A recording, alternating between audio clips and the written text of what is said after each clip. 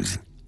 Eh bien Didier Pleu, nous retrouvons Ambre. Ambre qui va vous donner des conseils, je crois, pour booster votre libido. Bonjour Ambre, il y a du boulot. Hein. Bonjour Brigitte. Bonjour Brigitte, bonjour Didier. Je ne sais pas si je vais être dans le thème de l'émission, mais j'ai entendu parler tout à l'heure de fidélité. Alors peut-être que rester fidèle, c'est aussi essayer de trouver des jeux érotiques pour booster sa libido dans le couple. Donc je vais donner quelques petits conseils aux auditeurs aujourd'hui.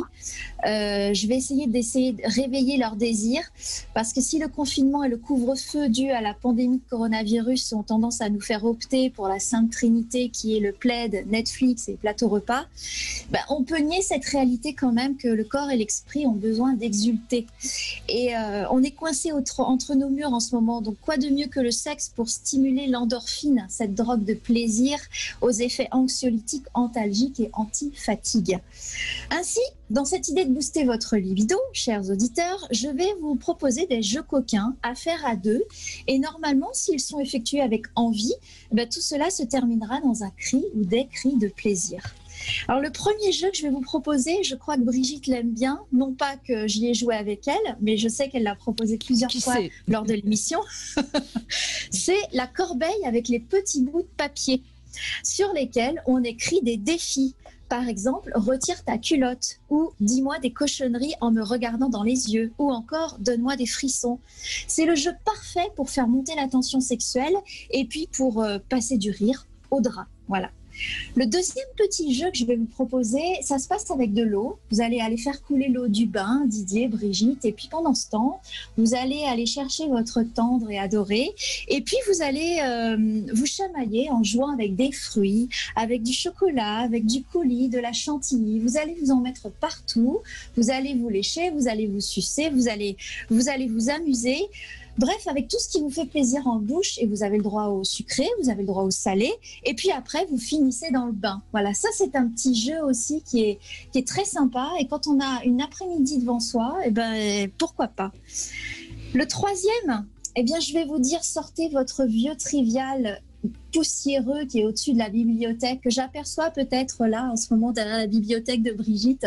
Vous sortez le vieux trivial poursuite et puis vous adaptez les règles en faisant des camemberts, des récompenses en nature et puis des mauvaises réponses, de savoureux gages coquins. Et j'ai cru entendre d'ailleurs que pendant cette période de confinement, les Français avaient renoué avec les jeux de société. À deux ou en famille ou plusieurs, voilà. Et je trouve que c'est bien de changer un petit peu les règles quand on joue aux jeux de société. On peut essayer de jouer au Scrabble aussi avec des mots coquins uniquement. Enfin, moi, je l'ai fait et je vous assure que c'était une franche rigolade. Le quatrième que je vais vous proposer, et je l'ai proposé à un couple et ça a marché, ils ont créé leur premier rendez-vous. Donc, vous allez vous souvenir de votre première fois où vous étiez ensemble, les mots délicats que vous aviez l'un envers l'autre, c'est la façon respectueuse que vous aviez de vous regarder, les sourires et les rires et ce cheminement vers le premier baiser. Il faut se remettre en condition d'être de parfaits inconnus l'un pour l'autre, mais cette fois, vous le faites chez vous et autour d'un verre, voilà, vous êtes à la table de la cuisine. Mais déjà, Ambre, le fait de se vouvoyer va provoquer quelque chose de différent qui va peut-être éveiller déjà le désir. Vous êtes d'accord, Didier Pleu, hein, le vouvoiement, alors qu'on a l'habitude de se tutoyer, évidemment, quand on est en couple depuis une longue haleine, ça peut être déjà rien que ça, un détail qui va booster la libido. Oui, parce que c'est toujours l'histoire du paradoxe, quoi, effectivement, quoi, je m'écarte et en fait j'ai envie d'être proche, quoi. Donc, oui. Et le premier qui se trompe et qui dit tu, il a droit à un gage, Ambre. Hein. C'est ça. Alors j'en ai un autre. Bon, ça a marché. Hein. J'ai fait faire un couple et ça leur a redonné envie de l'un de l'autre. Rien que le fait de recréer leur premier rendez-vous. Je vais partir du postulat aussi qu'on jouit aussi. Et surtout par l'oreille. En tout cas, moi, c'est ma façon d'être.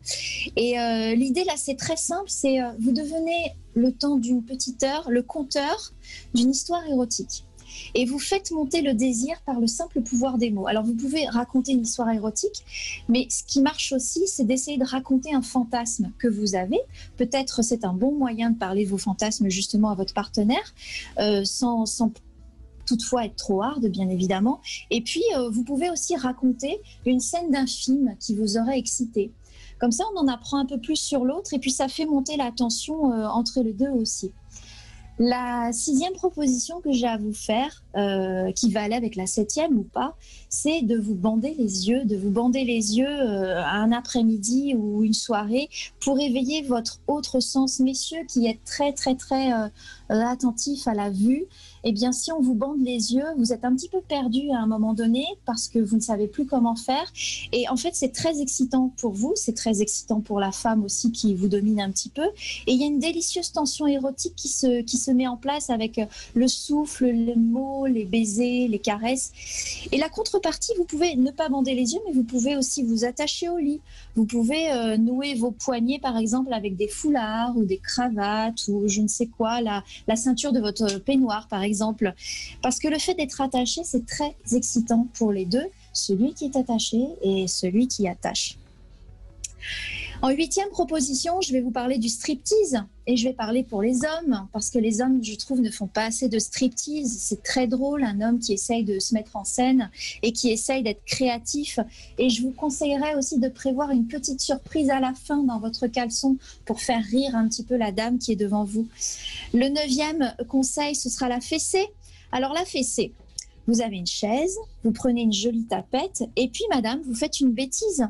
Par exemple, vous tachez sa chemise préférée ou vous éraflez son scooter malencontreusement ou vous lui cachez sa manette de jeu vidéo. Et puis pour vous faire pardonner, vous lui présentez la chaise, la petite tapette et puis vos jolies petites fesses nues. Ça, c'est le 9e. Et je vais terminer par le 10e. J'espère que vous aurez tout retenu. Le 10e, c'est le massage sur l'ensemble du corps de l'un de l'autre et insister sur les zones érogènes, bien sûr. Et je vais vous parler de la version coquine que moi, j'aime beaucoup. C'est le body massage. Le body massage, comment ça se pratique? Vous vous enduisez l'un et l'autre d'huile chaude et vous vous massez à l'aide de votre corps seulement, en vous attachant les mains, tous les deux. Et vous verrez, il y a quelques fous rires garantis, mais c'est très, très excitant aussi parce que vous trouvez d'autres façons de vous caresser. Et bien évidemment, pour terminer cette conclusion, je voulais vous dire que j'ai tout testé pour vous en une après-midi. Donc tout a marché, vous pouvez y aller. Voilà. Bon, en tout cas, il y a de quoi faire pour tout le reste de la semaine au moins, hein, Ambre. Hein, c'est ça. Et je rappelle que vous pouvez réécouter en podcast si vous n'avez pas pu prendre toutes les notes qui n'aient pas retenu les 10 conseils de Ambre. Bravo, merci. Oui, Didier Pleu, vous allez-y. Oui, parce que non, je trouvais ça très intéressant de parler des jeux, des fantasmes et des communiquer, parce que justement, si on rejoint le sujet de la frustration et de l'infidélité, il y a aussi des efforts à faire dans le couple. Et beaucoup de gens ne veulent pas faire cet effort, justement, de dire ce qui me plairait, et toi, qu'est-ce qui te plairait, ou n'osent pas affronter le jugement de l'autre. Et c'est ça aussi, la sexualité. C'est accepter quelquefois de...